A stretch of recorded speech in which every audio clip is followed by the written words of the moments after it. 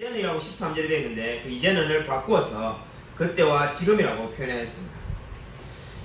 톨스토이의 글에 이러한 이야기가 있습니다. 이 유명한 문호 톨스토이의 글에 보면은 육지에서 멀리 떨어진 어느 섬에 살았던 러시아의 새 수도사에 관한 이야기가 있습니다. 어느 날 그곳을 주교가 방문을 하였는데 3명의 수도사들이 주기도문을 모른다는 걸 알고 깜짝 놀라게 됩니다. 그냥 천주교니까 주교이고 요즘 우리말로 하면 목사에 해당되는데 주기도문조차 알지 못한다는 사실에 주교가 너무나 놀랍니다. 그 섬에 일주일 동안 머물기로 했는데 일주일 동안 주기도문 가리키는 일에 최선을 다해서 노력하였습니다. 그리고 이제 일주일 뒤에 섬을 떠나게 될 때 배를 타기 위해서 주교가 기다리고 있는데 저 멀리를 보니까는 3명의 수도사가 막 이 주교를 향하여서 열심히 뛰어오고 있습니다. 뛰어오면서 소리를 지르는데 이렇게 말을 합니다. 신부님, 주기도문의 내용이 생각이 나지 않습니다.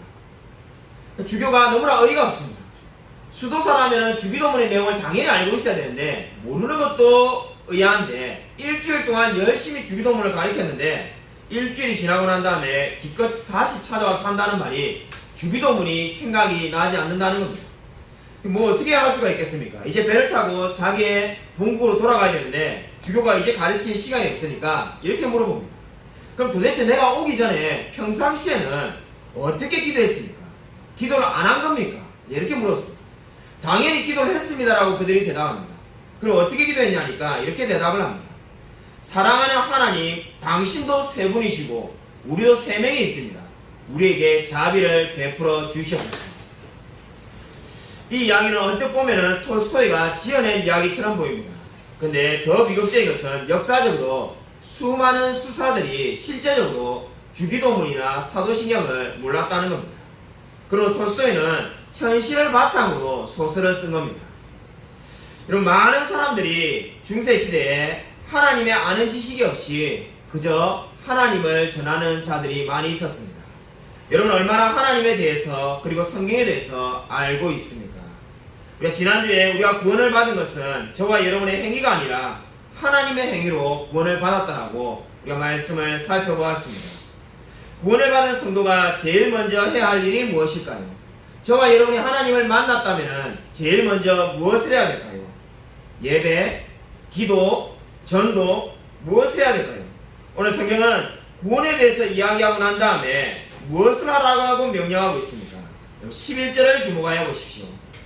11절을 보면은 그러므로라고 말을 합니다. 그러므로는 2장 1절부터 10절까지 그 모든 말씀했던 것에 대한 결론을 이제 내리는 겁니다. 그러므로라고 말하면서 저와 여러분에게 명령하는데 그 명령이 무엇입니까? 생각하라고 말을 하고 있습니다. 아마 어떤 분들에게는 이것이 의외의 명령이라고 생각할 수 있습니다. 전도하라, 기도하라, 예배드리라, 말씀 보라 이런 말이 있을 줄 알았는데 어떻게 말을 하고 있습니까? 생각하라는 겁니다. 무엇을 생각하라는 겁니까? 그때와 이제, 오늘 설교의 제목인 그때와 지금의 그 차이를 생각하라는 겁니다. 여러분, 우리 시대에는 생각하지 말고 무조건 믿으라는 반지성주의가 유행하고 있습니다. 안타깝게도 제가 설교의 소두에 예를 든 수도사들의 주기도문을 모르는 것처럼 하나님을 아는 지식이 뭐가 그리 많이 필요하냐고 말하는 분들이 너무나 많습니다. 성경을 백독하기보다는 뭔가 신비적인 것을 체험하는 것이 더 중요하다고 말하는 시대가 우리의 시대가 되었습니다. 그러나 그러한 것들은 성경에 전혀 나와 있지 않습니다. 성경은 끊임없이 저와 여러분에게 무엇을 강조하고 있습니까? 생각을 하라는 겁니다. 가만히 단순하게 아무 생각 없이 믿으라는 거 우리가 흔히 많은 분들이 말합니다. 아, 정말로 목사님, 동정녀 탄생에 어떻게 우리가 믿을 수 있습니까? 물 위에 정말 예수님 그런 것이 옳습니까? 우리가 수많은 성경에 있는 것들 이해되지 않는 걸 물을 때마다 뭐라고 이야기합니까? 그냥 덮어놓고 믿어 이렇게 말을 합니다. 그러나 성경에 그런 표현들은 없습니다. 성경은 오히려 저와 여러분에게 생각을 하라고 말을 하고 있습니다. 무엇을 생각하라는 겁니까? 바로 그때와 지금, 그때와 이제는의 차이를 생각을 해보라고 저와 여러분에게 권면하고 있습니다. 여러분은 늘 신앙생활하면서 생각을 하고 있습니까? 어메이징 그레이스를 지었던 존 뉴턴에 대한 일화입니다. 존 뉴턴이 이제 하나님께서 기적적으로 그를 구원하시고 하나님을 믿게 되었고 난 다음에 이야기입니다. 이제 복음을 믿지 못하는 자들에게 끊임없이 복음을 전하러 전도자가 되어서 복음을 전하러 다닙니다. 그때 한 사람이 존 뉴턴에게 이렇게 물었다고 합니다. 당신은 복음을 전하다가 전도하다가 예수 믿지 않는 자 때문에 실망한 적이 없습니까? 그때 존 뉴턴이 한 번도 실망한 적이 없다라고 말합니다. 그러자 물어본 사람이 정말로 그럴까 의아한 눈빛으로 존 뉴턴을 바라봅니다. 그때 존 뉴턴이 이렇게 이야기를 합니다. 제가 한 번도 실망한 적이 없는 이유는 하나님께서 나 같은 사람을 구원하셨기 때문에 저는 절망할 필요가 없습니다. 무슨 이야기입니까? 하나님이 존 뉴턴과 같은 사람을 구원했는데 구원하지 못할 사람이 이 세상에 아무도 없다는 겁니다. 그렇기 때문에 어떠한 사람이 복음을 듣지 않고 예수를 거부한다고 해서 존 뉴턴은 실망한 적이 한 번도 없다는 겁니다. 여러분, 이 말이 무슨 말입니까? 존 뉴턴이 했던 그 모든 고백들이 바로 오늘 생각하라는 말씀의 의미가 되겠습니다. 여러분, 생각하라는 말씀의 의미가 무엇입니까? 저와 여러분의 이웃이나 가족이나 친척이나 친구가 예수를 믿지 않는 것 때문에 우리가 얼마나 자주 실망합니까? 도대체 저 사람은 언제 예수를 믿을까? 왜 내가 이렇게 복음을 전해도 하나님을 믿지 않을까? 우리가 쉽게 낙심합니다. 그때마다 무엇을 생각하라는 겁니까? 생각하라는 이 명령을 기억하라는 겁니다. 바로 그때와 지금의 차이. 저와 여러분도 하나님께서 구원해 주셨는데 왜 나의 사랑하는 가족들을 구원시키지 못할 이유가 어디에 있겠습니까? 그러므로 하나님은 저와 여러분이 복음을 전하다가 절망할 때 바로 이 생각하라라고 이야기를 하고 있습니다. 여러분은 얼마나 자주 저와 여러분의 과거와 현재의 차이를 생각하고 있습니까? 그럼 11절 이 말씀을 보면은 저와 여러분에게 이 말씀을 적용할 수 있지만은 1차적으로 이 말씀은 이방인들에게 하신 말씀이라는 것을 알 수가 있습니다. 11절에 그렇게 되어 있습니다. 육체로는 이방인이요 손으로 육체 행한 할례를 받은 무리라 칭하는 자들로부터 할례를 받지 않은 무리라 칭함을 받은 자들이다. 한마디로 지금 이 말씀은 누구에게 전하고 있는 겁니까? 할례를 어릴 때 받지 않은 자들, 육체로는 이방인인 자들에게 지금 이 말씀을 하고 있습니다. 아니, 유대인 중에도 그리스도인이 아닌 자들이 있는데 왜 그들에게는 말하지 않고 특별히 이방인들만 꼬집어서 말하는 이유가 어디 있습니까? 똑같이 예수를 믿지 않는 상태에서도, 똑같이 거듭나지 않은 상태에서도 이방인이 유대인들보다 5가지 점에서 영적으로 불리한 점에 놓여 있었다라고 오늘 성경은 말을 하고 있습니다. 12절을 보시면은 그때라고 말을 하고 있는데 그때는 저와 여러분이 거듭나기 전입니다. 우리에게 적용하면 거듭나기 전이라고 생각하시면 되고, 지금 오늘 이 성경을 처음으로 읽은 독자들에게는 이방인들에게 말을 하는 겁니다. 그 이방인들이 유대인들보다 5가지 면에서 영적으로 불리하다는 겁니다. 첫 번째가 무엇입니까? 첫 번째가 이방인들은 그리스도 밖에 있었다라고 말합니다. 아마 이 말씀 우리가 오해하기 쉬울 것 같습니다. 그리스도 밖에 있다는 말은 거듭나지 않았다는 말인데 이방인뿐만 아니라 유대인들도 얼마나 많은 사람들이 예수를 믿지 않았습니까? 사두개인, 바리새인 다 예수를 믿지 않았습니다.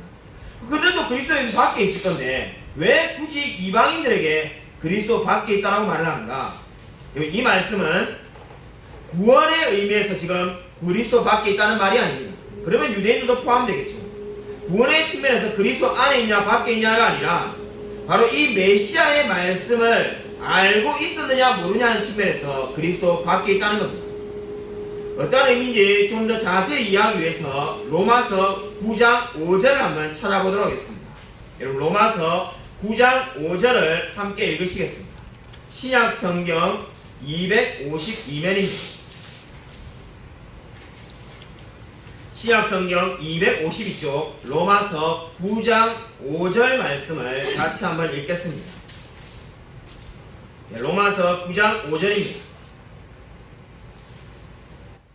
신약 성경 251쪽 로마서 9장 5절 같이 하시니 열고 같이 한 목소리로 읽겠습니다. 네, 시작. 조상들도 그들의 것이요 육신으로 하면 그리스도가 그들에게서 나셨으니 그는 만물에 계셔서 세세 찬양을 받으신 하나님이시니라. 아멘.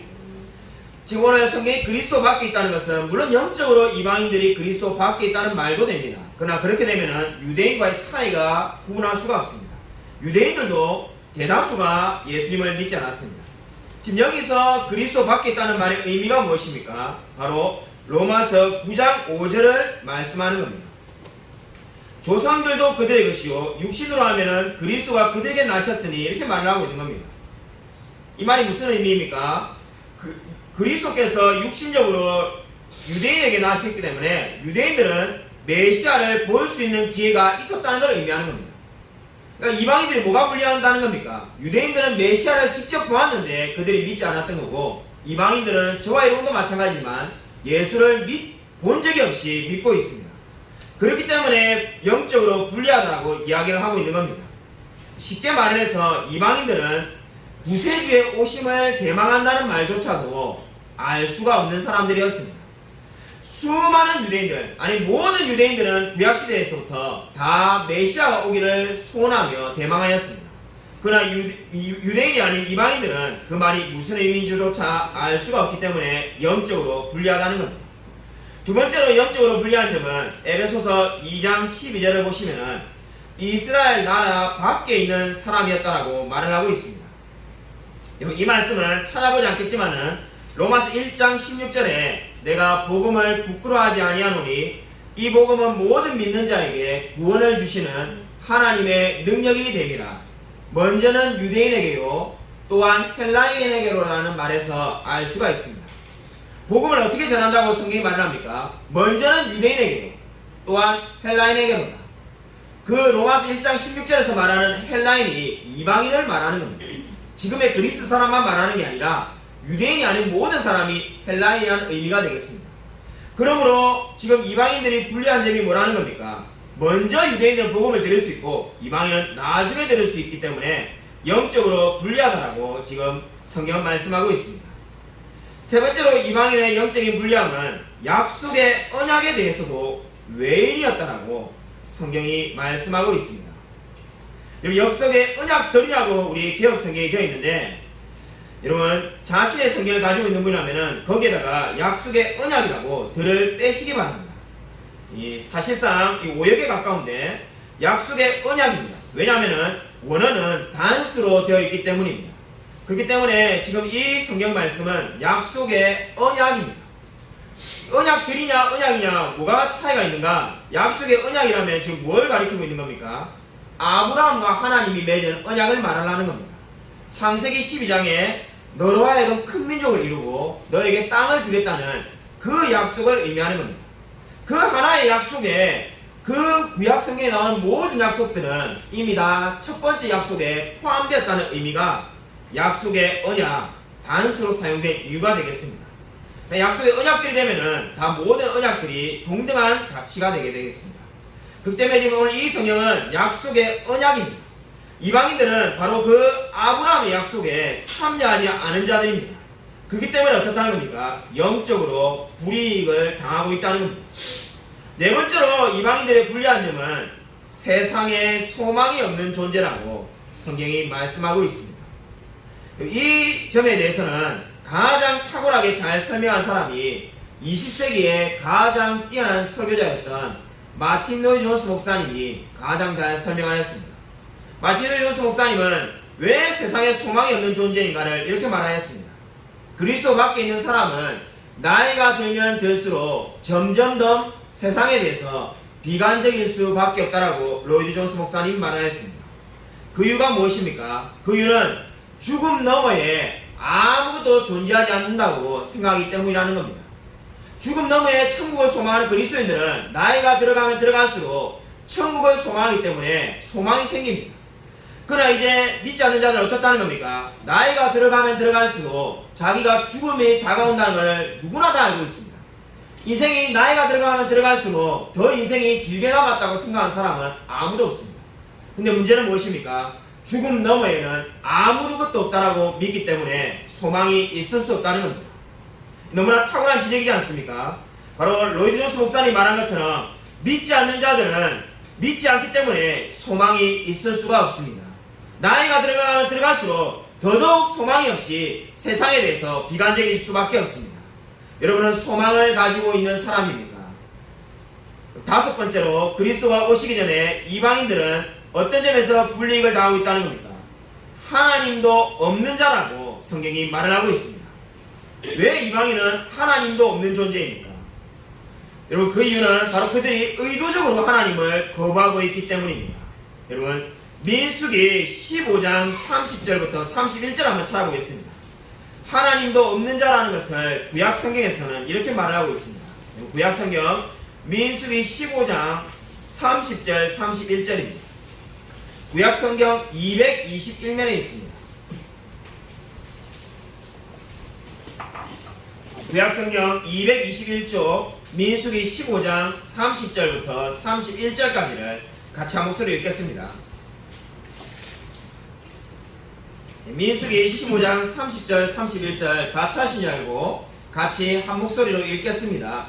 구약성경 221면에 있습니다.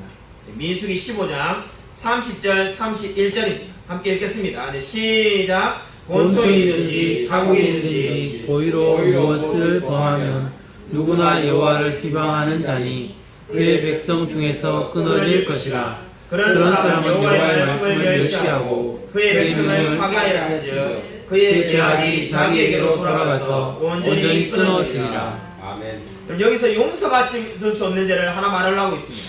이 용서받을 수 없는 죄는 신약에 가면은 성령을 모독한 죄와 똑같은 의미입니다. 용서받을 수 없는 죄. 왜 용서받을 수 없는 죄를 이야기를 하고 있겠습니까? 지금 우리가 주목해 보아야 될 단어를 보시면은 고의로 무엇을 범하면입니다.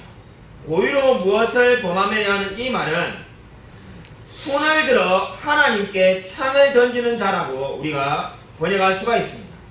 여러분 옆에 성경에다 그렇게 적어 놓으십시오. 고의를 무엇을 범하면은 말은 직역을 하면 어떻게 번역할 수 있냐면은 손을 들어 하나님께 창을 던지는 자는 용서함을 받지 못한다는 겁니다. 손을 들어서 창을 던진다는 것이 무엇입니까? 의도적으로 하나님께 반항한다는 겁니다. 그러므로 하나님을 믿지 않는 비그리스도인들은 그저 하나님을 알지 못하기 때문에 하나님을 믿지 않는 것이 아닙니다. 의도적으로 하나님께 창을 던지며 거부한다는 겁니다. 그럼 실제로 우리가 겪어봐도 그렇지 않습니까? 하나님을 알지 못하는 자들 중에서 하나님을 그냥 알지 못했다고, 하나님에 대해서 배우지 못했다라고 믿지 못하는 것이 아니라 의도적으로 거부한다는 것을 알 수 있습니다. 성경은 그것을 어떻게 표현합니까? 하나님께 창을 던지는 자라고 그렇게 말씀하고 있습니다. 여러분, 이것이 무엇을 말합니까? 바로 하나님의 존재가 없다라고 오늘 에베소서는 표현하고 있습니다. 에베소서에서 말하는 하나님도 없는 존재라는 것은 하나님께 창을 던지는 자들을 염두에 두고 말씀하고 있습니다. 여러분, 오늘 다시 에베소서로 돌아오십시오. 이방인들은 영적으로 5가지가 분리했습니다. 저와 여러분도 마찬가지입니다. 저와 여러분도 그리스도 밖에 있었고 이스라엘 나라 사람이 아니었고 약속의 언약에 대해서는 몰랐으며 세상에 소망이 없었고 하나님이 없는 사람이었습니다. 성경은 이것을 어떻게 하라는 겁니까? 이것을 생각하라고 명령하고 있습니다. 여러분, 생각하라는 이 말이 여러분 11절의 초두에만 있는 것이 아니라 12절 맨 마지막에 하나님도 없는 자였더니라는 그 말 뒤에다가 생각하라는 말을 써놓으십시오. 원문에는 11절에만 생각하라는 말씀이 있는 것이 아니라 12절 마지막 끝에도 생각하라는 말이 또 반복되고 있습니다.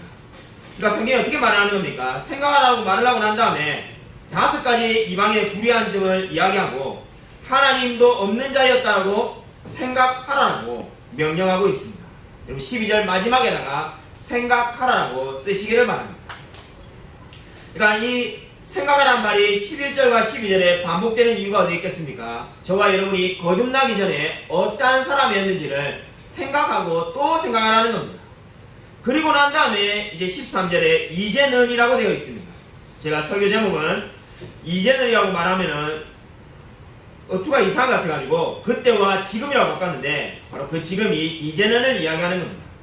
이제는은 어떻습니까? 바로 이제 저와 여러분이 거듭나고 난 다음에는 어떻게 되었다는 겁니까? 멀리 있던 사람이 바로 지금 이 5가지 불이익으로 말미암아 그리스도 예수에게서부터 멀리 떨어져 있던 사람이 이제 그리스도의 피로 가까워졌다라고 성경이 말씀하고 있습니다. 그리고 가까워졌다는 것이 무엇을 말합니까? 이제 유대인이나 이방인이나 다 그리스도의 피로 하나가 되었음을 성경이 말씀하고 있습니다. 여러분, 이 그리스도의 피가 저와 여러분에게 어떠한 영향을 미쳤습니까? 바로 저와 여러분은 하나님을 알기에 너무나 어려운 위치에 있는 사람이었지만 그들조차도 하나님께서 그리스도의 피로 우리를 하나님 믿는 사람으로 만드셨다라고 말을 하고 있습니다. 유대인들 같이 원래부터 하나님께서 언약의 약속 안에 있던 사람들이 아니라 그 약속의 언약 밖에 있었고 그리스도 밖에 있었고 소망이 있는 사람들도 바로 하나님을 믿는 자로 부르셨다라고 성경은 말씀하고 있습니다. 바로 오늘 에베소서는 이 사실에 대해서 이 진리에 대해서 말씀하고 있습니다. 에베소서는 전체를 보면은 에베소서는 그리스도인의 신앙생활에 대해서 말하고 있음을 알 수가 있습니다. 여러분 에베소서 전체를 보면은 에베소 전체가 세 단어가 중심이라는 것을 알게 됩니다. 세 단어만 잘 이해해도 에베소서를 저와 여러분은 다 이해할 수가 있습니다. 에베소서의 핵심 단어가 첫 번째가 안다라는 단어에 있습니다. 여러분 그렇게 표시를 해놓으시기 바랍니다. 2장 6절을 우리 함께 읽겠습니다. 2장 6절 옆에다가 첫 번째 에베소서의 핵심 단어라고 쓰시고 여러분 우리 함께 읽도록 하겠습니다. 에베소서 2장 6절 읽겠습니다. 네, 시작. 또 함께 일으사 그리스도 예수 안에서 함께 하늘에 앉히시니. 우리 지지난주의 말씀을 살펴본 말씀입니다. 우리가 이미 하늘에 앉아있는 사람이라고 말씀을 드렸습니다. 천국에 가면 미래에 우리가 하늘에 앉아있는 것이 아니라 앉으신 이가 이미 과거형이라고 말했습니다. 이미 저와 여러분이 거듭났으면 이미 천국에 앉아있는 사람이라는 겁니다. 이것이 바로 에베소서의 첫 번째 핵심 단어입니다. 앉는다는 게 뭘 의미하는 겁니까? 그리스도 안에서 안식과 평화를 누린다는 겁니다. 그러니까 저와 여러분이 예수를 믿으면 이미 그리스도 안에서 안식과 평화를 누리는 사람이라는 겁니다. 내가 누릴 수 있다 없다가 아니라 이미 누리고 있는 사람이라고 성경은 과거형으로 이야기하고 있습니다. 이게 에베소서가 전하는 저와 여러분이 주는 중요한 첫 번째 영적인 교훈입니다. 두 번째 영적인 교훈이 무엇입니까? 다르게 말하면 두 번째 핵심 단어는 에베소서 4장 1절이 되겠습니다. 이 4장 1절을 같이 한번 읽겠습니다. 에베소서 4장 1절 같이 읽겠습니다. 시작. 그러므로 주 안에서 갇힌 내가 너희를 권하노니 너희가 부르심을 받은 일에 합당하게 행하여. 행하다는 말에다가 여러분 동그라미나 밑줄을 그어놓으십시오. 그 행하다는 말이 두 번째 에베소서의 핵심 단어가 되겠습니다. 그리고 두 번째 저와 여러분이 주는 영적인 교훈인데 행하다는 것이 무엇을 의미하는 겁니까? 합당하게 살아가는 것을 의미하는 겁니다. 하나님께서 저와 여러분을 구원하신 이유가 하늘에 앉히셔서 천국에 가게만 하는 것이 목적이 아니라 또 다른 목적이 있는데 뭐라는 겁니까? 바로 그리스도를 닮은 사람으로 만드시겠다는 겁니다. 저와 여러분이 말씀에 합당하게 살아가는 사람으로 만드시는 것이 그 목적이 되겠습니다. 그러므로 우리가 예수를 믿어서 나는 천국에만 가고 싶고 저는 이 세상에서 하나님 말씀대로는 살고 싶지 않다라고 말하는 사람은 에베소서의 위대한 진리를 하나만 알지 둘은 모르는 사람이 되겠습니다. 여러분 하나님은 저와 여러분을 합당하게 행하게 살기 위해서 부르셨습니다. 세 번째로 에베소서의 핵심 단어이자 영적인 교훈은 바로 서다는 단어에 있습니다. 에베소서 6장 14절입니다. 에베소서 6장 14절을 한번 찾아보시고 우리 같이 한 목소리 읽겠습니다. 에베소서 6장 14절입니다. 한 목소리를 읽겠습니다. 네, 시작. 그런즉 서서 진리로 너희 허리띠를 띠고 의의 호신경을 붙이고. 서서라는 말에다가 동그라미를 쳐놓으십시오. 바로 이것이 세 번째 영적인 진리입니다. 선다는 것은 우리가 말씀 안에 굳게 선다는 걸 말합니다. 말씀에 굳게 서서 마귀와 대적하는 삶을 이야기하는 겁니다. 그러니까 이제 겨우겨우 이제 자기 신앙을 영위하는 것이 아니라 마귀와 대적하며 승리하며 살아가는 삶을 살게 되는 겁니다. 이 세 가지 영적인 진리, 앉다, 행하다, 서다를 잘 기억하십시오. 이 세 가지 진리를 가만히 묵상을 하면은 이 세 가지 진리가 어디에 다 있는 것 같습니까? 제가 자주 강조하고 여러분에게 계속 읽으라고 말하는 철로역정을 가만히 읽어보면은 이 세 가지가 그대로 그 모든 내용을 반영하고 있음을 알 수가 있습니다. 여러분 그것이 무엇을 의미하겠습니까? 그리스도인은 바로 하늘에 앉아있는 자이며 말씀에 합당하게 행하는 자이며 그리고 서서 마귀와 싸우는 자임을 말을 하고 있습니다. 그리고 그리스도인이 누구이겠습니까? 그리스도인이 바로 이 세 단어로 정의가 되는 사람입니다. 이 세 단어에 그리스도인이 누구인지가 다 드러나 있습니다.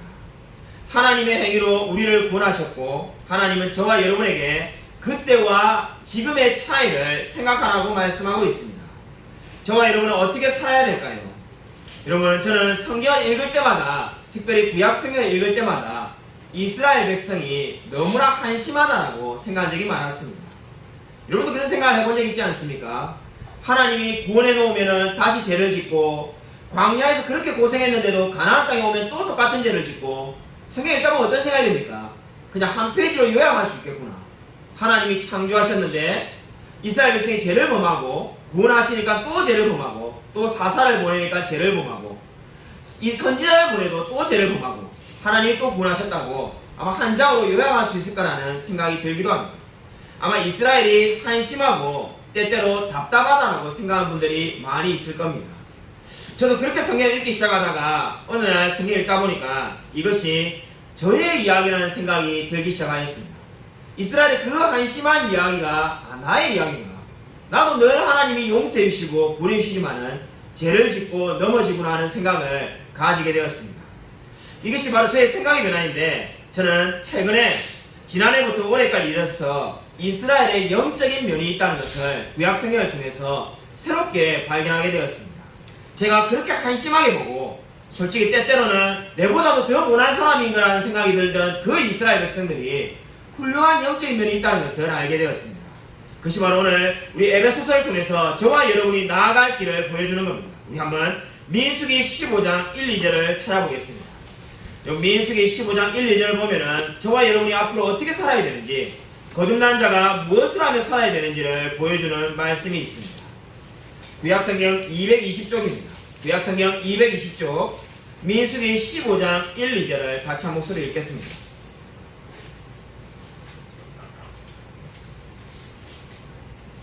구약성경 220쪽입니다. 민수기 15장 1절과 2절만 읽겠습니다. 우리 같이 한 목소리 읽겠습니다. 시작. 여호와께서 모세에게 말씀하여 이르시되 이스라엘 자손에게 말하여 그들에게 이르라. 너희는 내가 주어 살게 할 땅에 들어가서.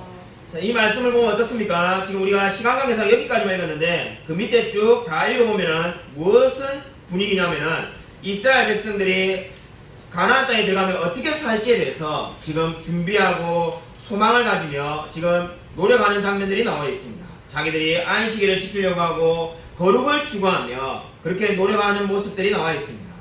마치 15장 1, 2, 3절 그 밑에 부분만 읽으면은 이스라엘 앞에 장밋빛 미래가 펼쳐져 있는 것처럼 보입니다.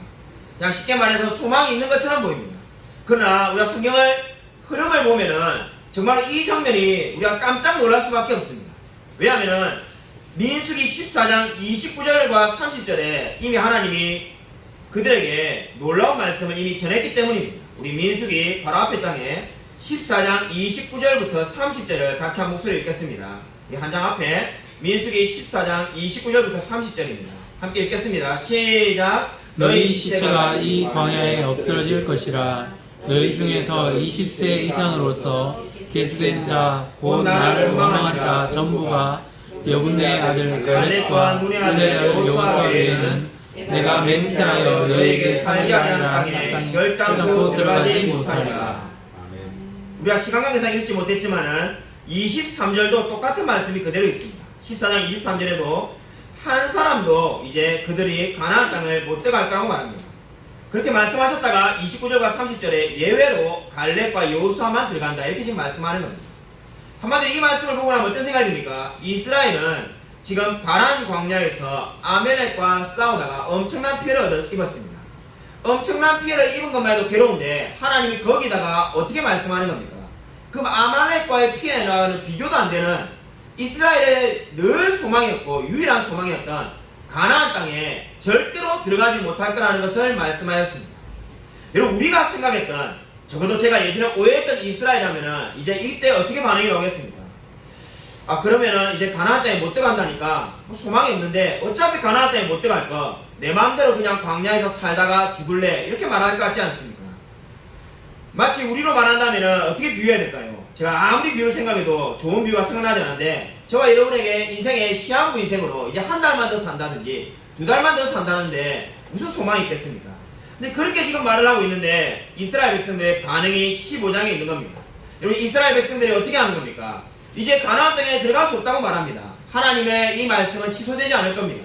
그들은 광야에서 다 죽게 됩니다. 여호수아와 갈렙 외에는 다 죽을 수밖에 없습니다. 그러면 이제 내 마음대로 살겠다, 죄짓고 살겠다 이렇게 할 줄 알았는데 그들이 어떻게 하고 있습니까? 자신들이 거룩을 추구하며 하나님을 점점점 알아가는데 모든 것을 다 하겠다라고 15장에 지금 예배를 드리고 있는 겁니다. 여러분 놀랍지 않습니까? 우리가 생각하던 이스라엘이라면 어떻게 하겠습니까? 우리가 생각하던 그 이스라엘, 한심한 이스라엘이라면 늘 죄지을 생각밖에 안 하는 자들 같은데 지금 가나안 땅에 들어갈 수 없다고 말하지만은 그들은 하나님을 소망하며 거룩을 추구하며 예배를 드리며 온전히 자신의 삶을 하나님께 드리고자 지금 나아가고 있습니다. 예, 물론 이스라엘 백성이 온전하게 살지 못하였습니다. 이렇게 결심하지만 또 이내 죄를 지었습니다. 그러나 중요한 것은 무엇입니까? 그들이 온전하게 소망이 없는 가운데서도 하나님만 의지하며 살아가겠다는 겁니다. 여러분 이 민수기 15장의 말씀이 저와 여러분에게 어떠한 영적인 교훈을 줍니까? 신앙이 무엇인지를 보여주고 있습니다. 여러분 신앙은 바로 어떤 것입니까? 저와 여러분이 잘 될 때만 하나님을 의지하는 것이 결단코 아닙니다. 인생에 우리 시대 많은 사람들은 자기의 상황에다가 믿음을 맞춥니다. 인생이 좀 잘 나가면은 하나님께 감사하다가 이제 좀 더 잘 나가면 어떻게 됩니까? 이내 교만해져서 자기가 모든 걸 다 했다고 말을 합니다. 반대로 인생이 잘 안 나가고 괴로우면 어떻게 합니까? 하나님은 나를 버렸다고 말하면서 이내 낙심하며 절망합니다. 오늘 이 민수기 14장과 15장이 저와 여러분에게 어떠한 영적인 교훈을 줍니까? 이제 이스라엘에게 가장 큰 소망이 사라졌습니다. 가나안 땅에 들어갈 수가 없습니다. 근데 그들은 어떻게 살기로 다짐합니까? 하나님만을 의지하며 주님만을 소망하며 자신이 거룩해지는데 모든 것을 다하고자 다짐하고 있습니다. 여러분 무엇을 위해 살아가고 있습니까? 여러분 고통 가운데 있습니까? 그럼에도 불구하고 하나님만 내가 따르겠다라고 다짐하고 있습니까? 인생에서 제일 중요한 것이 무엇입니까? 여러분 오늘 이 성경 말씀에 합당한 제가 예화를 하나 말씀드리고자 합니다. 제2차 세계대전 당시에 일본에 나가이 다카시라는 그리스도인이 살았습니다. 이분이 살았던 곳은 나가사키라고 제2차 세계대전 때 원자 폭탄이 떨어졌던 그 나가사키에 살았습니다. 이 나가사키에 살고 있었는데 이 나가이 다카시는 방사선과 의사였고 교수였으며 아내와 한 명의 아이를 두고 있었습니다. 1945년 8월 9일날 일본의 최고 전쟁 주도자들이 전쟁회의를 열었습니다. 그 아침에 전쟁회의를 열었는데 그 회의는 무엇이냐면은 전쟁을 계속할지 아니면 항복을 할지 결정을 내리려고 모였습니다. 그 모여있는 그 시각에 그날 오전 11시 2분에 나가사키에 원자폭탄이 떨어졌습니다. 그 원자폭탄이 떨어졌는데 정확하게 위치를 말한다면은 바로 이 나가이 다카시가 살고 있는 그 동네 근처에 떨어졌습니다. 이 나가이 다카시는 이 사건으로 인해서 자기 아내 미도리와 아이가 다 죽게 됩니다. 극적으로 살아난 이 나가이 다카시는 이 상황을 도저히 받아들일 수가 없습니다. 훗날 알게 되는 거지만은 이 나가사키에 떨어진 원자폭탄으로 인해서 그리스도인들만 8,000명이 죽었습니다. 당시 일본에 가장 많은 그리스도인이 살고 있는 지역이 나가사키였다고 합니다. 근데 거기에 있는 그리스도인 8,000명이 이상이 죽었습니다. 나가이가 이제 절망해서 어쩔 줄 몰라 때 살아남은 그리스도인들이 모여서 이렇게 말합니다. 우리가 예배를 드리자. 하나님께 예배를 드리자. 뭘 가지고 예배를 드립니까? 지금 8,000명 이상 되는 그리스도인이 죽었고 남아있는 사람도 방사선 피폭으로 이제 곧 얼마 있지 않으면 죽을 위기입니다. 그때 사람들이 예배를 드리자고 할 때 나가이가 이렇게 말을 합니다. 생각해보니까 이 모든 것이 하나님의 섭리라는 생각으로 이렇게 말을 합니다. 하나님의 섭리로 나가사키에 폭탄이 떨어졌는데 그것도 바로 우리가 사는 우라카미에 떨어졌습니다. 생각을 해보면 이 모든 것들이 하나님께서 전쟁을 끝내기 위해서 우리를 선택한 것이 아니겠습니까? 그때 또 다른 사람이 이렇게 말합니다. 진정한 신앙은 욥에게 허락되었던 가장 혹독한 시험도 이겨내는 것이 진정한 신앙이지 않겠습니까? 마찬가지로 하나님도 우리에게 혹독한 시험을 허락하셨습니다. 우리가 이것을 이겨내는 것이 믿음입니다. 이 이야기가 무엇을 보여줍니까? 신앙이 무엇입니까? 신앙은 저와 여러분이 하나님을 알지 못했던 그때를 기억하며 지금에 있는 이 모든 어려움을 하나님을 의지함으로 이겨내는 것이 신앙입니다. 그 신앙은 늘 내가 잘 되기를 바라며 불평하며 원망하는 것이 신앙이 아닙니다. 여러분, 신앙은 저와 여러분에게 찾아온 모든 고난을 하나님과 함께하는 것이 신앙입니다. 여러분, 성경은 결코 저와 여러분에게 아무런 고난이 없을 거라고 말하지 않습니다. 믿는 자에게도 반드시 고난이 찾아오게 되어 있습니다. 그러나 믿는 자들은 그 신앙의 여정 가운데, 그 모든 어려움 가운데 주님의 인도하심을 믿고 나아가는 것이 신앙입니다. 여러분, 정말로 하나님만을 의지하며 살아가고 있습니까? 아무쪼록 우리 인생 가운데서 하나님만이 전부이며 죄로 인하여 죽을 수밖에 없는 이 죄인을 주님께서 구원하셨음을 믿고 인생의 모든 고난과 고통 가운데서도 오직 하나님만을 믿고 늘 나아가는 저와 우리 모든 성도님이 되시기를 주님의 이름으로 간절히 축원드립니다.